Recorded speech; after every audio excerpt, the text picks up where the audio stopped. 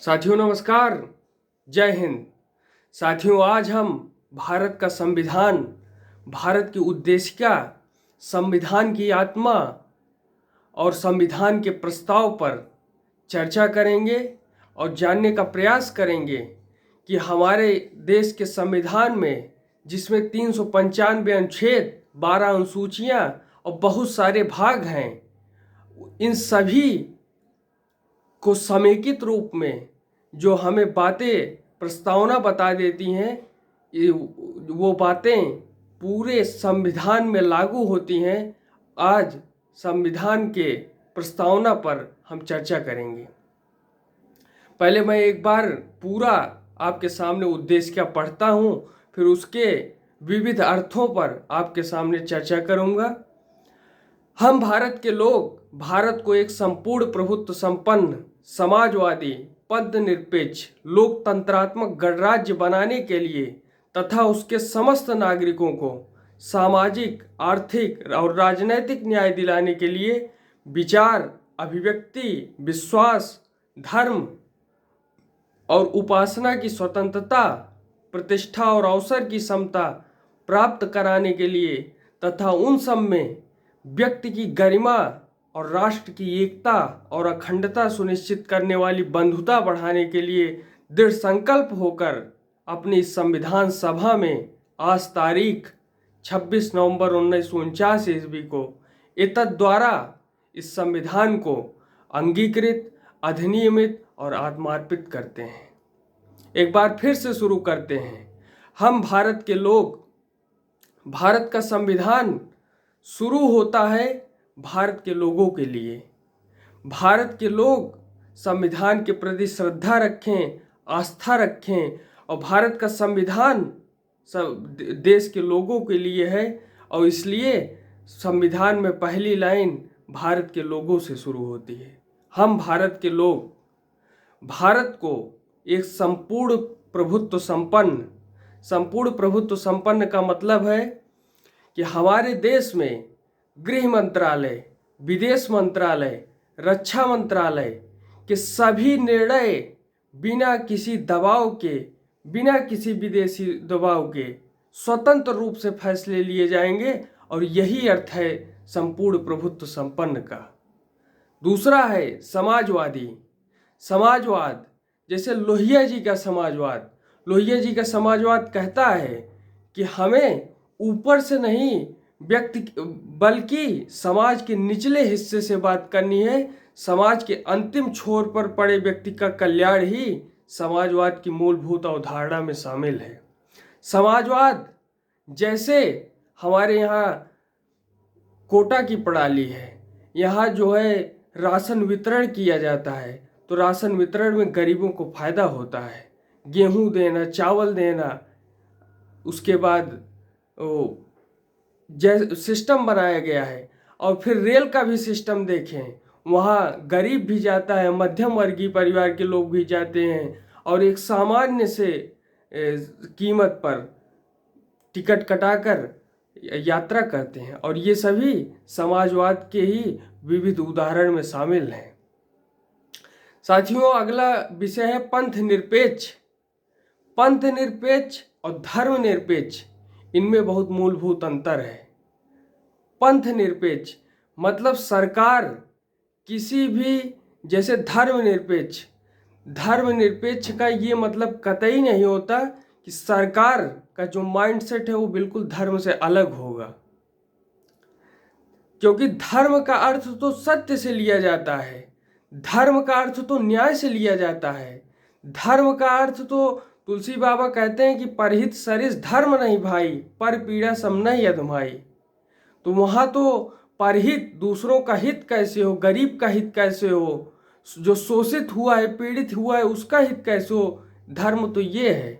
तो हमारी सरकार कभी भी धर्म से विरुद्ध नहीं हो सकती।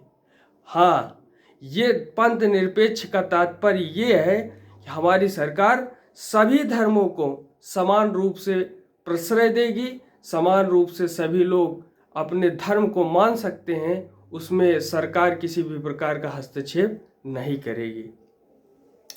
अगली बात आती है लोकतंत्रात्मक गणराज्य।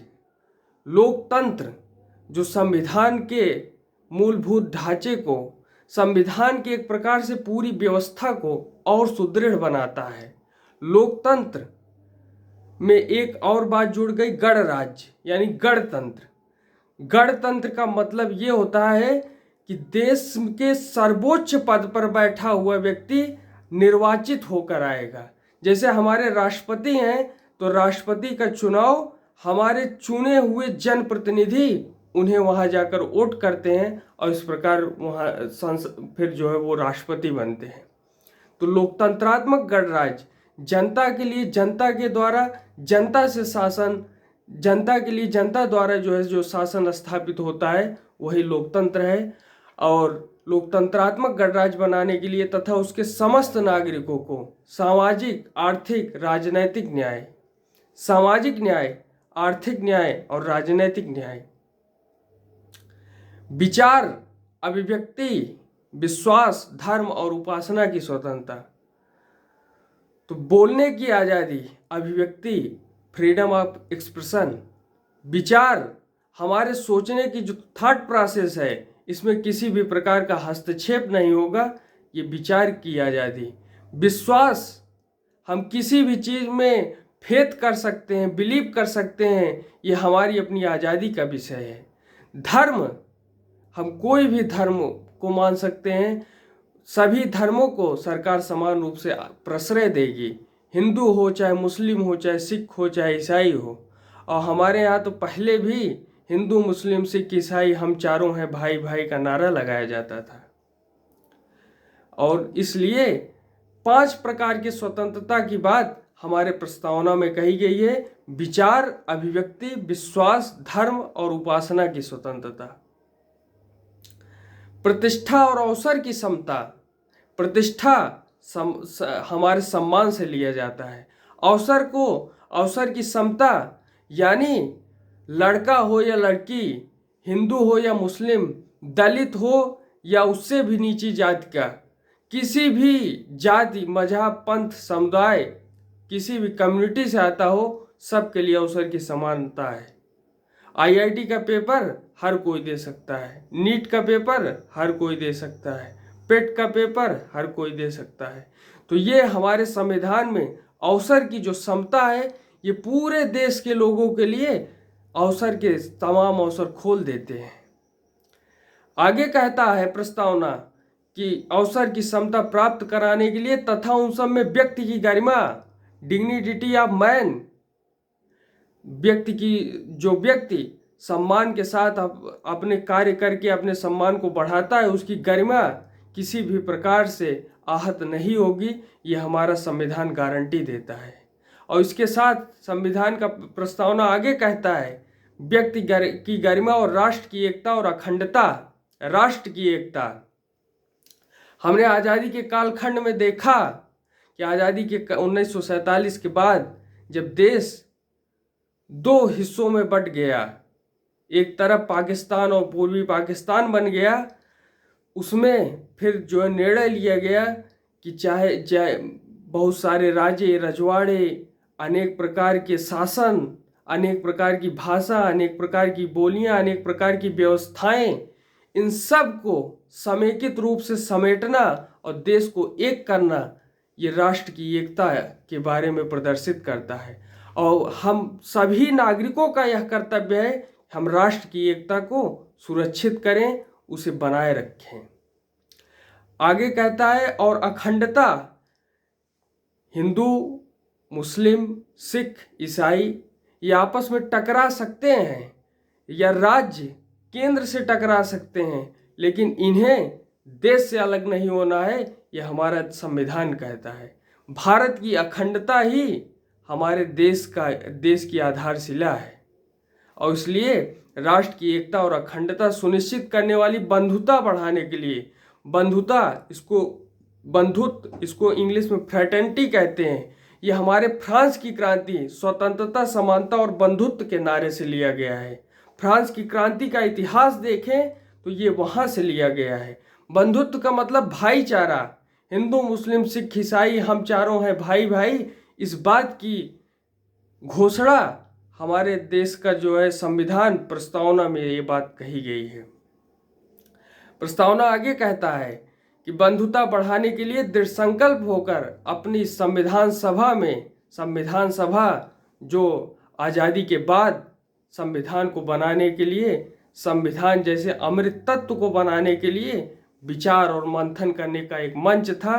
उस संविधान सभा में आज तारीख 26 नवंबर 1949, जिसे संविधान दिवस घोषित किया गया है, जिसे अभी हमने कुछ दिनों पहले मनाया, धूमधाम से मनाया, और इसे एतद द्वारा इस संविधान को अंगीकृत का इंग्लिश में कहेंगे एडॉप्शन, अंगीकृत हम जो इसे स्वीकार करते हैं, अधिनियमित इसे लागू करते हैं और आत्मार्पित अपने ही लोगों के ऊपर इस दायित्व को छोड़ते हैं कि संविधान आगे बढ़े, संविधान की आस्था लोगों में फैले, इसे अंगीकृत, अधिनियमित और आत्मार्पित करते हैं।